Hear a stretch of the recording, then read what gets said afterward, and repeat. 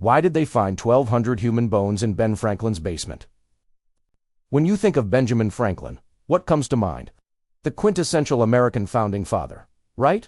A brilliant inventor, a wise statesman, and that familiar, reassuring face on the $100 bill. He's a figure etched in marble, a pillar of reason and revolutionary virtue. But what if that marble facade has some cracks? What if the man who famously flew a kite in a thunderstorm had secrets buried much, much deeper? Let's investigate. In 1998, a team of renovators was working on Franklin's old London home. They were expecting to find busted pipes and crumbling foundations. Instead, a construction worker in a small, windowless basement room found a human thigh bone sticking right out of the dirt. What came next was a shocking excavation. This wasn't just one bone. It was a mass grave holding over 1,200 human bone fragments.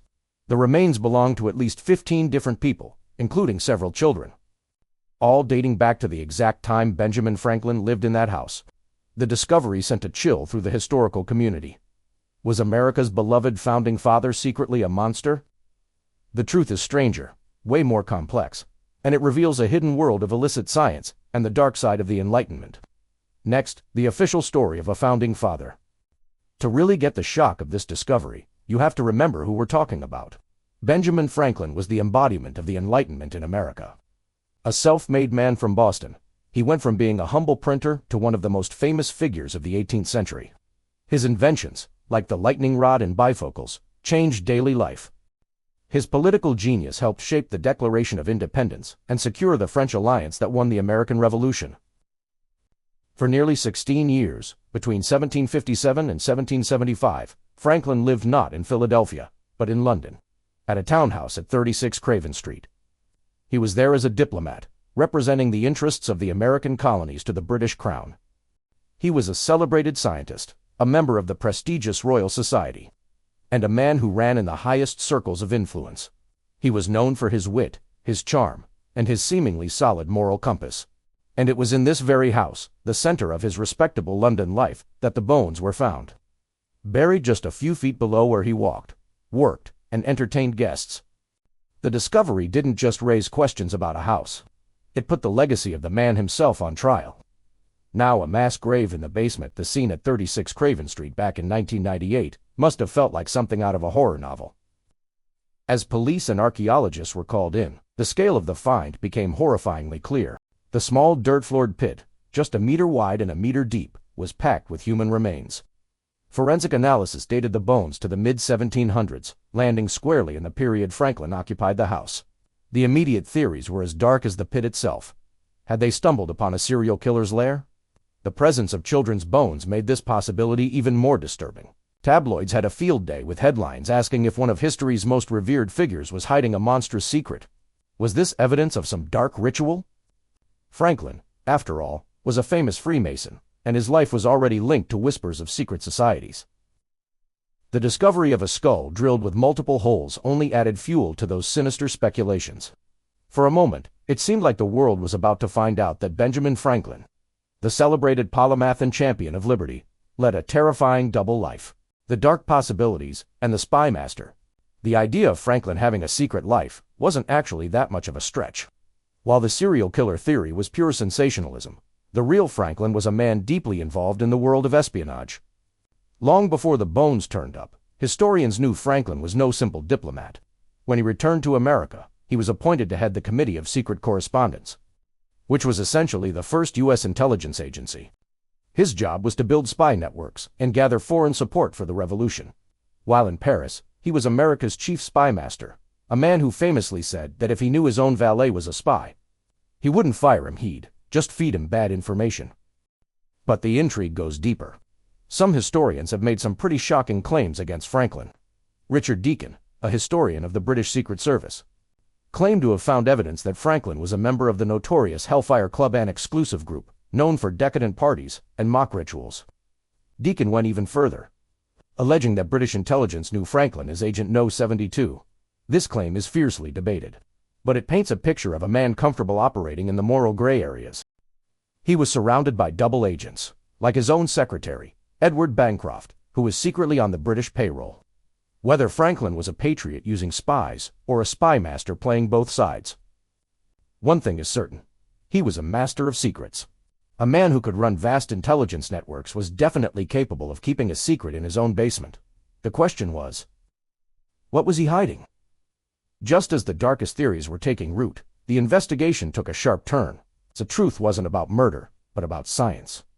The real key to the mystery wasn't Benjamin Franklin, but another man living in the house, a brilliant young surgeon named William Hewson. Hewson wasn't just a tenant.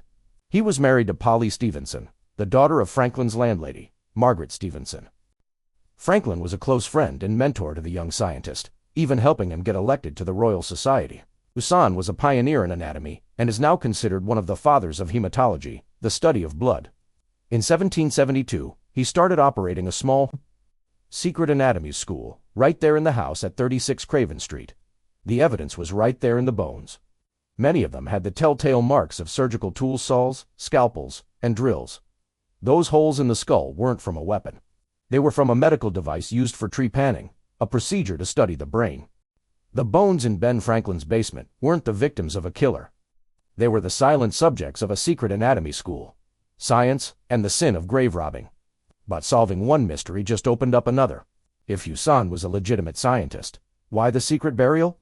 The answer lies in the grim reality of 18th century medicine. In Georgian London, anatomy was an exploding field, but the law was dangerously outdated. The only legal source of cadavers for dissection was the gallows only. The bodies of executed murderers were permitted for study. This supplied only a handful of bodies a year, which was nowhere near enough for the city's many anatomy schools. This desperate need created a gruesome new profession, the resurrectionist, or body snatcher.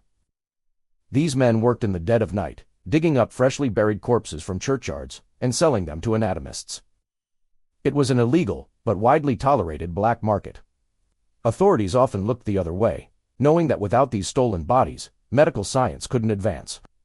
William Hewson, in his quest for knowledge, was a customer in this grim trade. The men, women, and children found in Franklin's basement weren't murdered. They were likely the unclaimed dead and the impoverished, whose final resting places were violated in the name of science.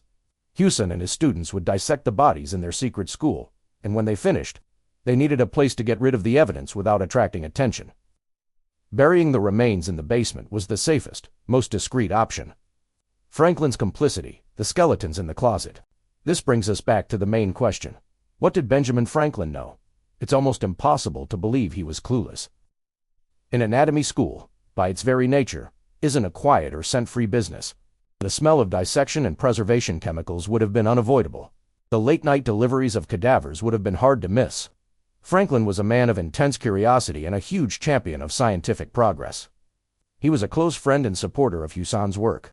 The most plausible conclusion is that Franklin not only knew what was happening in his basement, but gave it his unspoken approval.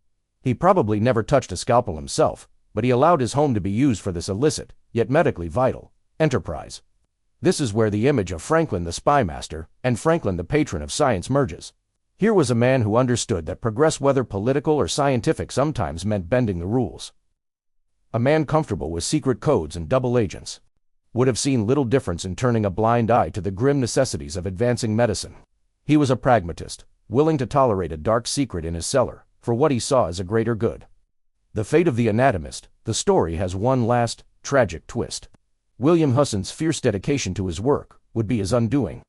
In 1774, while dissecting a body, he accidentally cut himself and contracted septicemia, blood poisoning. Despite being one of the most brilliant medical minds of his day, the very science he was helping to advance wasn't yet able to save him. William Hewson died at the young age of 34, leaving his wife and children behind in the house on Craven Street. In conclusion, Saul, the skeletons in Benjamin Franklin's closet were real, but they weren't the victims of a murderer. They were the subjects of a brilliant anatomist pushing the boundaries of medicine. They were the nameless poor who paid the price for that progress. The story doesn't reveal Franklin as a monster, but it does shatter that one-dimensional image of a flawless founding father.